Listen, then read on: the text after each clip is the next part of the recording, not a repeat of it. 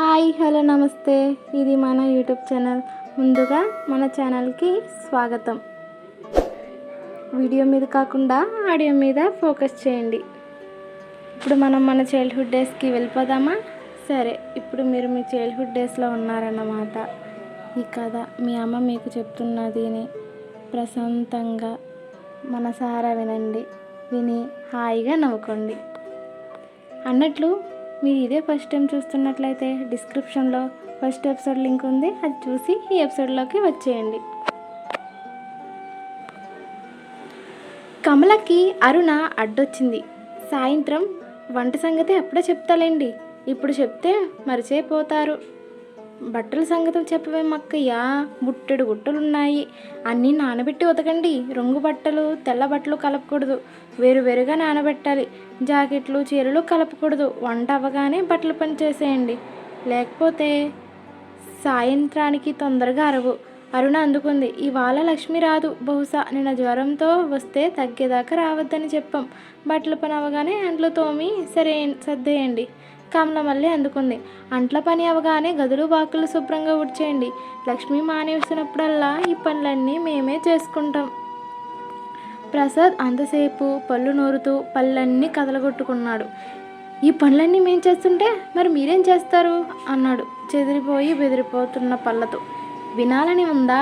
ఈ పనులన్నీ రోజు ఆడవాళ్ళు చేస్తుంటే మీరేం చేస్తూ ఉంటారో అదే ఇవాళ మేము చేస్తాం అంది చేతులు తిప్పుతూ కమల అదురు బెదురు లేకుండా. అరుణ అందుకుంది. రోజు ఆడవాళ్ళు చేసే పని ఇవాళ మగవాళ్ళు చేస్తారు అంతే, అంతకన్నా ఏం కాదు కదే కమల. ప్రసాద్ పళ్ళు ఊడినా సరే గట్టిగా ఎదురు తిరగదలుచుకున్నాడు. రోజు మీరు మాత్రం ఇన్ని పనులు చేస్తున్నారా? ఉదాహరణకి బట్టలే తీసుకుందాం. ఒక్కరోజు గంపెడు గుట్లు ఎలా చేరాయి? 3 రోజుల నుంచి ఉతకకుండా మరుగున పెట్టి మాకు అప్పచెప్తారా అని పాయింట్ తీశాడు. కావాలంటే అన్నీ తీసి లెక్కలు చూసుకోండి. అన్నీ నిన్న విడిచిన బట్టలే, కాకపోతే దుప్పట్లు మిగలమాసాయని 4 దుప్పట్లు కూడా పడేశాం అన్నారు అక్కా చెల్లెలు. వాసు కూడా పోరాటంలోకి దూకాడు. ఏం అంత మిగలమాసేదాకా ఉతకకుండా ఏముంచారు? ఎలాగా మాసేసాయిగా, ఇవాళ ఉతక్కపోతే మాత్రం ఇంకేం మాస్తాయి? అవన్నీ రేపు మీరే ఉతుక్కోండి అని అరిచాడు. కమల వాళ్ళు జడని గట్టిగా ముడిపెట్టేసి యుద్ధరంగంలో దూకుతూ ముందుకొచ్చింది. ఓహో, ఇవాళ ఉతకడం ఎగ్గొట్టి మళ్ళీ మాకు అప్పచెప్పాలని చూస్తున్నారా? అంత తెలివి తక్కువ వాళ్ళమేం కాదు. ఇవాళ పనులన్నీ ఇవాళే అయిపోవాలి అని అరిచింది. అన్నపూర్ణమ్మ నెత్తి నోరు కొట్టుకుంటూ, ఆ గొడ్డలు గోర ఎందుకర్రా, ఎప్పుడో ఉతుక్కోవచ్చు. అవేమన్నా గూడు అడుగుతున్నాయా, నీళ్ళు అడుగుతున్నాయా? ముందు మీ నాన్నకి కాఫీ సంగతి చూడండి అని గోల పెట్టింది. ఆ యుద్ధ బీభత్సంలో చిన్ని ఒక్కడే తక్కువయ్యాడు. అప్పటిదాకా వాడు కూడా లేచి రావడంతో ఆ లోటు కూడా తీరిపోయింది. అమ్మా అమ్మా అంటూ వాడు ఏడ్చుకుంటూ వచ్చి అరుణ్ని కావలించుకున్నాడు. లేచావా నానా అని అరుణ వాణి దగ్గరకు తీసుకుపోయి ఆగింది. అమ్మ దొడ్డుకొస్తుందే, తీసుకెళ్ళు అమ్మా, తీసుకెళ్ళు తొందరగా. అరుణ తాపీగా అంది. ఇవాళ ఆదివారం కదమ్మా, ఆడవాళ్ళకి సెలవన్నమాట. ఇవాళ నీ పని చేయను నాన్న. ఆదివారం కూడా దొడ్డుకొస్తుందే అమ్మా అంటూ చిన్నిగాడు కాళ్ళ భూమి మీద ఆంచకుండా చిందులు తొక్కడం మొదలుపెట్టాడు. అరుణ బెంబేలు పడలేదు. నాన్నని తీసుకెళ్ళమనమ్మా అని కుమారుడికి మార్గం చూపింది. ఆ మాట తను కూడా భర్త గారితో చెప్పింది. ఇదిగో మిమ్మల్నే, వీని దొడ్డికట తీసుకెళ్ళండి, తొందరగా తీసుకెళ్ళండి, లేకపోతే ఇక్కడే కూర్చుంటాడు, తర్వాత మీరే ఎత్తాలి, తర్వాత మీ ఇష్టం అని ఆ సమస్యని అతని ఇష్టానికే వదిలేసి మళ్ళీ కుమారుడితో, నాన్నతోనే కడిగించుకో అమ్మా, రా రా అని నన్ను నన్ను పిలవకూడదు అని మళ్ళీ బోధించింది. ప్రసాద్ ఒకటే ఆశ్చర్యపడిపోతూ, ఏమిటి నువ్వు పిల్లవాడి పని కూడా చెయ్యవా? అది ఇంటి పనేనా అని కొరకొరా చూశాడు. అరుణకి కించిత్తు కూడా బెదరకుండా, అది ఇంటి పనే, పిల్లల్ని పెంచడం ఇంటి పని ఎందుకు కాదు, ఇవాళ నేను ఏం పని చేయను అని మళ్ళీ చెప్పేసింది. చిన్ని నీ పిల్లవాడు కాదా అని భర్త గారు రెట్టించాడు.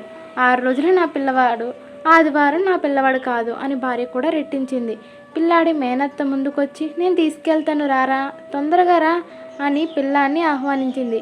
వదిన గారు కోపంగా, రేఖ నువ్వు తీసుకెళ్ళడానికి వీల్లేదు, ఆడవాళ్ళందరూ కట్టుగా ఉండాలని చెప్పలేదు అని అరిచింది. నాన్న తొందరగా రా నాన్న అని పిల్లాడు తండ్రి ముందు గంతులేశాడు. సరే చిన్నగాన్ని దొడ్డిగోల కాబట్టి ఒక్క పని చేస్తాను, ఇంకో పని చేస్తానేమో చూడండి. ప్రసాదు బీకర శ్రపథం చేసి కదిలాడు. పదవేదవా, అర్ధరాత్రి దాకా మింగుతూనే ఉంటావు, లేచి లేవగానే మొదలు పెడతావు. ఈసారి నుంచి ఆదివారాలు కూడా దొడ్లో కను చెప్తాను. తొడపాసం పెట్టకపోతే అప్పుడు చూడు.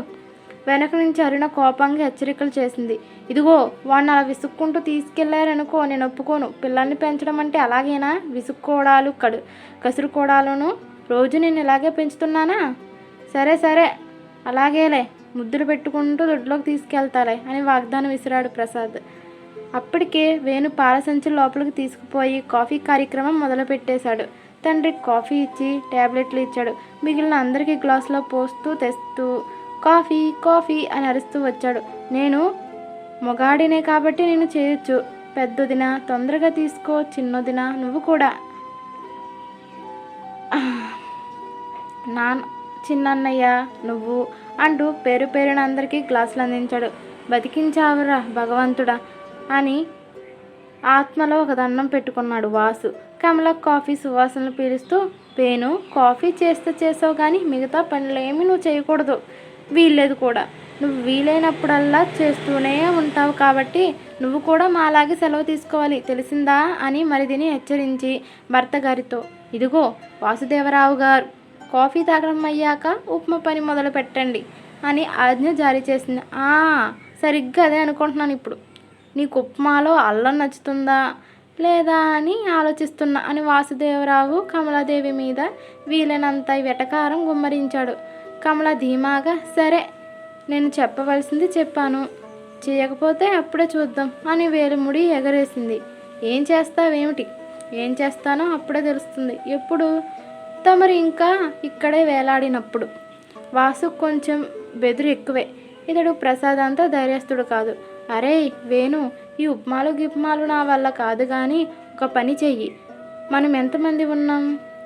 లక్ష్మితో కలిసి 10 మంది దాకా కదా. 10 పేట్ల ఉప్మా, 10 పేట్ల ఇడ్లీ తెచ్చేయి. ఇదిగో 100 రూపాయలు సరిపోతాయా?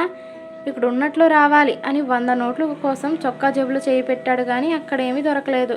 అన్నపూర్ణంగా సమయోచితంగా మళ్ళీ లబలబలాడింది. అయ్యో టిఫిన్లకి 100 రూపాయలు పెడతారా? తర్వాత భోజనాలకి 1000 రూపాయలా? అయితే ఒక్క ఆదివారంతో కొంప గుండం చేసేస్తారా ఏమిటర్రా అని చిన్న కోడల్ని బేలగా చూసింది.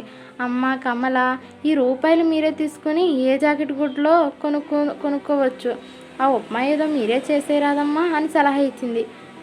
కమల ఎగిరి కంట్లో పడినంత పని చేసింది. చీ డబ్బు తీసుకుని వంట మమ్మల్నే చేయమంటారా అని అరిచింది. అంతలోనే చప్పున చల్లబడి, మీరేం కంగారు పడకండి అత్తయ్య, హోటల్లో కొని తెస్తే మేము ఒప్పుకోం. రోజు మేము కష్టపడి చేయడం లేదు, వాళ్ళు అలాగే చేయాలి అంది. వాళ్ళే చేస్తారో కొనే తెస్తారో ఎలా చేస్తే మనకెందుకు కమల అంది అక్కగారు.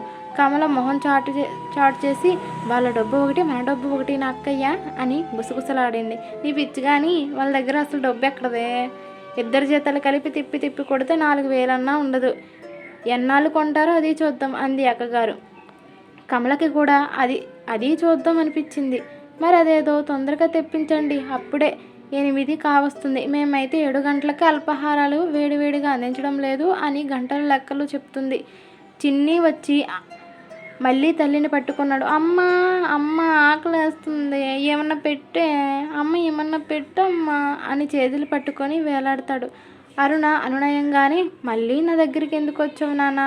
ఇవాళ ఆదివారం అని చెప్పాను కదా అని గుర్తు చేసింది. ఆదివారం కూడా ఆకలేస్తుందిగా, ఆ సంగతి మీ నాన్నకు చెప్పు. నేను ఇవాళ నాన్నే పెంచాలి, మళ్ళీ రేపటి నుంచి నేను పెంచుతాను, సరేనా? నాన్న వద్దు, నువ్వే పెంచు నన్ను, నాన్న తొడపాసం పెడతాడంట. చూసావా పిల్లడెంత బెదిరిపోయాడో అని అరుణ తోడి కోడలి వైపు సానుభూతి కోసం చూసి మళ్ళీ పిల్లాన్ని బుజ్జగించింది. నాన్న నిన్నేమన్నా అంటే నేను ఊరుకుంటానా?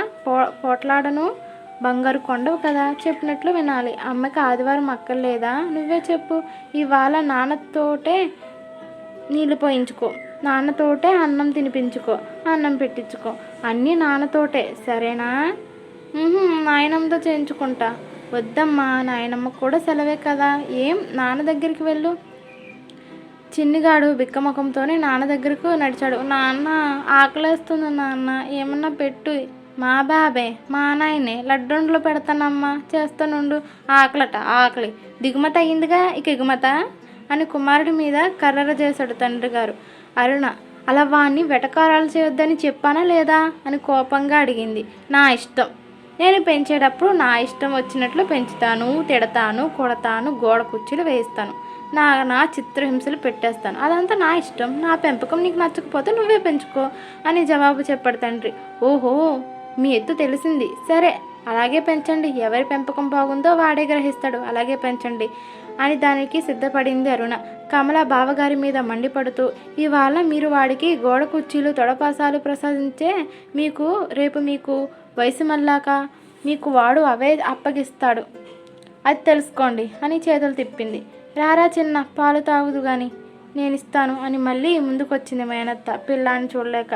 రేఖ, ఇన్నిసార్లు చెప్పాలి నీకు అని వదిన గాళ్ళిద్దరూ చెరువు పక్క నుంచి అరిచారు. అన్నపూర్ణమ్మ తన పాత్రని మర్చిపోకుండా, అదిగో ఇది వరస, తెల్లారం దగ్గర నుంచి. నాయనా వేణు, సైకిల్ మీద తొందరగా వెళ్ళదేదో తెచ్చేసి పడేవయ్యా, పిల్లాడు ఆకలితో వేలాడిపోతున్నాడు, మీ నాన్న కూడా ఆకలికి ఎక్కువసేపు ఉండలేడు అని చిన్న కొడుకుని తొందర చేసింది. వేణు మళ్ళీ లేచి వంటింట్లోకి సిద్ధమవుతూ, ఉప్మా కూడా నేనే చేస్తాలేమ్మా, మిగతావన్నీ అన్నయ్యలు చేస్తారులే, పెద్దదిన చిన్నదిన మిమ్మల్ని చూస్తే ఎంత నవ్వొస్తుందో అని మొహం మీద నవ్వు మెరిపించాడు. ఎందుకట అంత నవ్వు అని రుసరుసలాడారు వదినలు. ఎంత నమ్మకమో కదా మీకు ఈ చట్టాల మీద. చట్టాలను కాకపోతే దేన్ని నమ్ముతాం? వరకట్నం చట్టం పని చేయడం ఒక కేసులోనన్నా చూసారా? అందుకని ఆ చట్టమే వద్దంటామా? అసలు చట్టం అంటే ఏ పనికి చట్టం సాధ్యమో ఏ పనికి కాదో ఆ తేడాలే లేదా మీకు? అమలు జరగడానికి సాధ్యం కాని చట్టాలు ఉంటే వాటి వల్ల ఏమిటి ప్రయోజనం? అంత సాధ్యమే కాని చట్టాలు గవర్నమెంట్ ఎందుకు చేస్తుంది? చట్టం అంటూ ఉంటే ఎంత పనికి మాలిన చట్టాలకైనా దాని విలువ దానికి ఉండకపోదు. గవర్నమెంట్ ఏదన్నా చట్టం చేసినా దాన్ని దాటిపోయే దారులన్నీ కూడా అందులోనే ఎక్కిస్తుంది. మీకు తెలుసో లేదో? నీకు తెలిసిందిలే మహా. సరే సరే, నేను ఉప్మా చేసుకోవాలి బాబు అనేసి వేణు వదిన గాళ్ళతో వాదం కట్టిపెట్టి వంటింట్లోకి పరిగెత్తాడు. అరుణ భర్తగారిని పిలుస్తూ, ఇదిగో మిమ్మల్ని, వంటకు ఆలస్యం అయిపోతుంది, మీరు వెళ్ళి బెండకాయలు తరుక్కోండి అంది. నేనా? బెండకాయలా? నేను ఇంతవరకు బెండకాయ కూరను తప్ప బెండకాయలను చూడనే లేదు. గుండ్రంగా గచ్చకాయలా ఉంటాయి, అవేనా బెండకాయలు అంటే? గచ్చకాయలు ఎప్పుడు చూసారు? చిన్నప్పుడు చూసాలే. గచ్చకాయలు చూసారు కానీ బెండకాయలు చూడలేదా? సరే, వంటింట్లో బుట్టలో ఉన్నాయి బెండకాయలు, చూడండి వెళ్ళి. అలాంటి ఆశలు పెట్టుకోకు నా మీద, కళ్ళ ఊహలు అవి పెట్టుకోకు. అరుణ తెల్లగా తెల్లపోయింది. మరి మేము సెలవు తీసుకోవద్దు? తీసుకోండి, ఎవరొద్దన్నారు? మహారాణుల్లో తీసుకోండి. మరి మీరు పని చేయొద్దు? చెయ్యం. మీరు పని చేయకపోతే మేము సెలవు తీసుకోవడం ఎలాగా? కమల సూటి ప్రశ్న. ఏమో, ఎలాగో మమ్మల్ని అడిగితే మేమేం చెప్తాం? మీకు సెలవు ఎవరిచ్చారో వాళ్ళని అడగండి. మీ సెలవు పప్పులు మా దగ్గర ఉడకవు. మా సెలవు పప్పులా?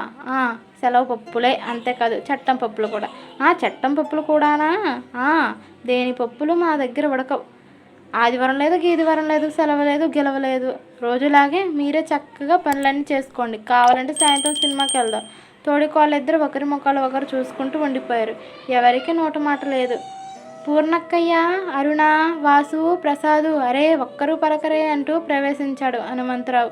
దాదాపు 40 ఏళ్ల వయసు ఉంటుంది. పంచెకట్టు, చొక్కా, పై పంచి, వేళ్ళకి ఉంగరాలు, బుగ్గన వక్కపొడి. పెళ్ళిళ్ళకు, విందులకు, ఉత్సవాలకు బయట వంటలు చేస్తూ ఉంటాడు.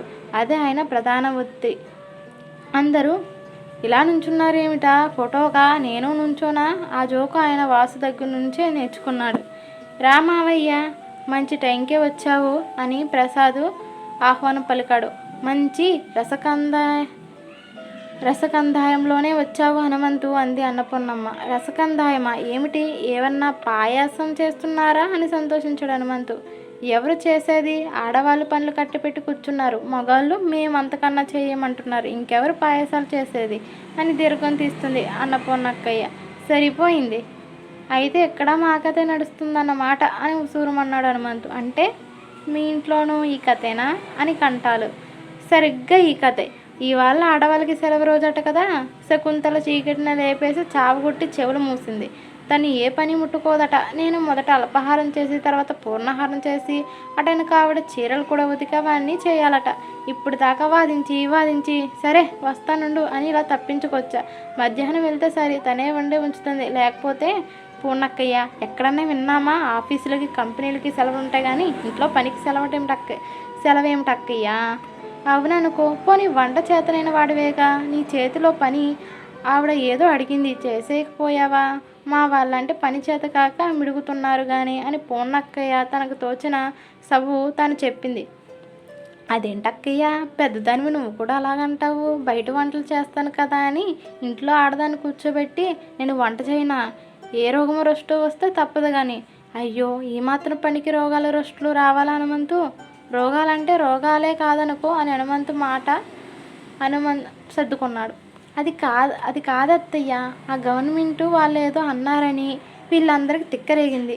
2 వారాల పాటలు మాట్లాడకుండా వండి పడేస్తే వాళ్ళకి పట్టుదల పోతుంది. తర్వాత వాళ్ళే దారికొస్తారు. ఈ చట్టాలు పిట్టలు ఎల్లకాలం సాగుతాయా? పోనీ కాఫీ అన్న కాచి పెట్టావా అంటూ అన్నపూర్ణమ్మ కాఫీ క్షేమ సమాచారాలండి. అమ్మో 2 వారాలు వండితే ఇదే బాగుంది, ఇలాగే చేయమంటారు. నువ్వెన్ని చెప్పు అక్కయ్య. ఇంట్లో వంట వరపు ఆడవాళ్ళు నాజూకు చేతులతో చేస్తుంది ఎంతో అందం. వంటింట్లో ఆడవాళ్ళు తిరిగితేనే ముద్దు ముచ్చట. ఎక్కడ ఉండవలసిన వాళ్ళు అక్కడ ఉండాలి అంటూ హనుమంతు తన కోసం ఒక కుర్చీ సంపాదించుకుని తొందరగా కూర్చున్నాడు. తను ఎక్కడ ఉండాలో చూపిస్తూ. కమల ఎటకారంగా నవ్వి, ఓహోహో బాబాయ్ గారు, మీ చేతుల్లో పొయ్యి మీద పప్పు పెడదాం పదండి, ఉడుకుతుందో లేదో చూద్దాం అంది. ఎందుకు ఉడకలేమ్మా? పప్పుని తీసుకుపోయి నిప్పుల మీద పడేస్తే దాని ప్రాణం ఎంత, అదెంత ఉడక్కసొస్తుందా అని ఉడుకుతుందిలేమ్మని హనుమంతే ఒప్పేసుకున్నాడు. మరి హానేం? మొగోళ్ళలో చేతుల్లో కూడా అన్నీ ఉడుకుతాయి, ఆడవాళ్ళే వంటలు చేయాలని రూల్ ఏమిటి అని పాయింట్ తీశారు తోడికోడళ్ళు. అబ్బా రూలు కాదర్రా, వంట పని ఆడపిల్లలకి చొప్పున పట్టుబడుతుంది, మొగోళ్ళకి ఎంతకీ వచ్చి చావుదని హనుమంతు మరీ వెనక్కిపోయి ఇక్ష్వాకుల వాదం తీసుకొచ్చాడు. అక్కా చెల్లెలిద్దరూ దాన్ని చాలా తేలిగ్గానే ఎగరగొట్టారు. ఆడపిల్లలు అమ్మల కడుపుల నుంచి వంట గిన్నెలతోనే పుట్టుకొచ్చారా? మీరెలా పుట్టారో మేము అలాగే పుట్టాకే వంట నేర్చుకున్నాం.